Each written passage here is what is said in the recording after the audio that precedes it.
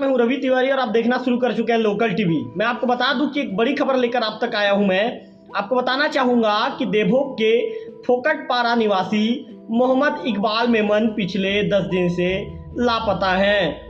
परिजनों ने उनकी खोज खबर ली। परिजनों ने अपने रिश्तेदारों से भी संपर्क साधा।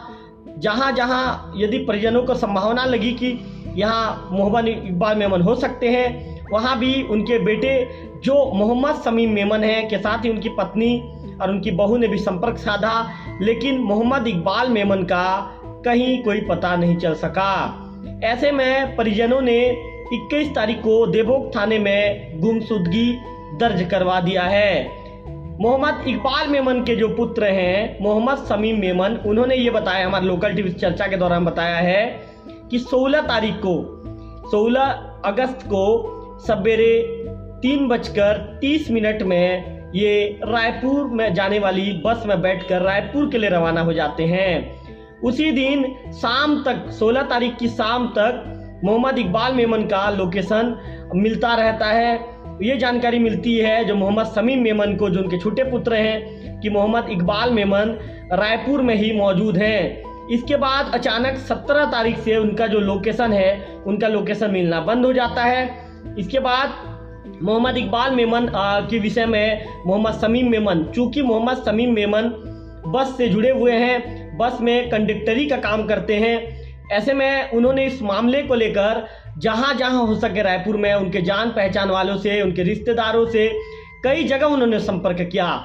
17 तारीख से लेकर जो 20 तारीख तक परिजन लगातार संपर्क करते हैं, रिश्तेदारों से संपर्क करते हैं, जान पहचान वालों से संपर्क करते हैं। मोहम्मद समीम मेमन बस के जो कंडक्टर होने के चलते उनकी भी जान पहचान रायपुर में सभी बस वालों से होने के चलते उनका फ़ोटो भेजते हैं। कई ग्रुपों में उनका फ़ोटो शेयर किया जाता है और शेयर किए जाने के बाद मामले की जानकारी जुटाने का प्रयास किया जाता है, लेकिन कहीं कोई खोज खबर नहीं मिलता।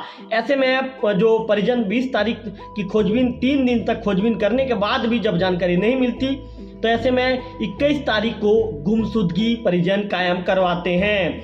मैं आपको बता दूं कि जो मोहम्मद समीम मेमन है, उन्होंने ये बताया है कि 15 अगस्त की देर रात लगभग 8 से 9 बजे बीच का समय होता है।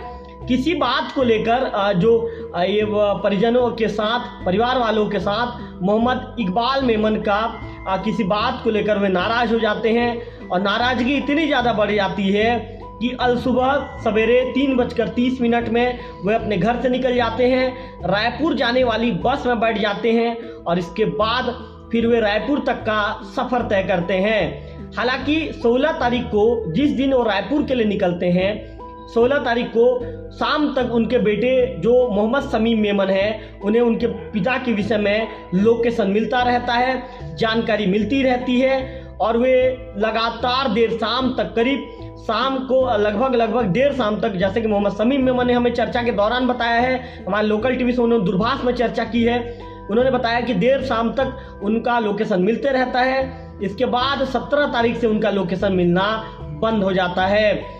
पता नहीं चलता कि पिताजी कहाँ चले गए हैं। मोहम्मद समीम मेमन ने ये कहा है कि पिता के जाने के बाद उनके घर के लोग, जो उनकी माताजी हैं, उनकी वाइफ हैं, वो खुद हैं और उनके घर के अन्य सदस्य हैं, काफ़ी दुखी और परेशान हैं और परिवार वाले लगातार उनकी खोजबीन कर रहे हैं, उनके विषय में जानकारी जुटाने का प्रयास कर रहे हैं, लेकिन किसी तरह की जानकारी उन्हें नहीं मिल पाई है। ऐसे में मोहम्मद समीम मेमन ने हमारे लोकल टीवी को ये जानकारी देने के बाद लोकल टीवी इस खबर को प्रसारित करने के लिए कहा था, जिसके चलते इस खबर को हम दिखा रहे हैं। वहीं मोहम्मद समीम मेमन के द्वारा हमें 2 मोबाइल नंबर भेजा गया है। उस मोबाइल नंबर को मैं भी मेरे दर्शकों को बताना चाहूँगा। पहला मोबाइल नंबर जो उन्होंने भेजा है 7879929406। ये मोबाइल नंबर फिर से एक बार आपको बता दूँ, 7879929406 मोबाइल नंबर आप ध्यान से एक बार नोट कर लीजिए। इसके बाद जो दूसरा मोबाइल नंबर उन्होंने जारी किया है, ये मोबाइल नंबर उन्होंने जो भेजा है हमें, हमारे लोकल टीवी के चैनल को, 9340957954। ये मोहम्मद समीम मेमन का पर्सनल नंबर है। ऐसे में एक बार फिर से बता दूं आपको, 9340957954 2 मोबाइल नंबर जारी किए गए हैं।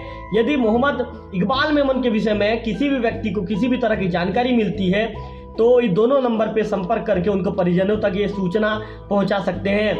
जो मोहम्मद इकबाल मेमन का जो फोटो है हमारे लोकल टीवी की स्क्रीन पर भी हम शेयर करेंगे आपको, और लोकल टीवी की स्क्रीन पर शेयर करने के बाद आप उस फोटोज़ के जरिए आप उनकी पहचान कर सकते हैं।